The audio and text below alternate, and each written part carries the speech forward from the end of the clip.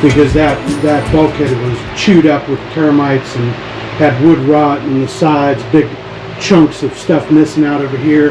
Tabbing was all broken loose.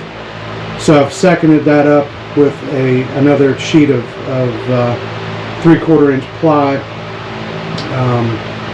12 tab, so it's pretty stable.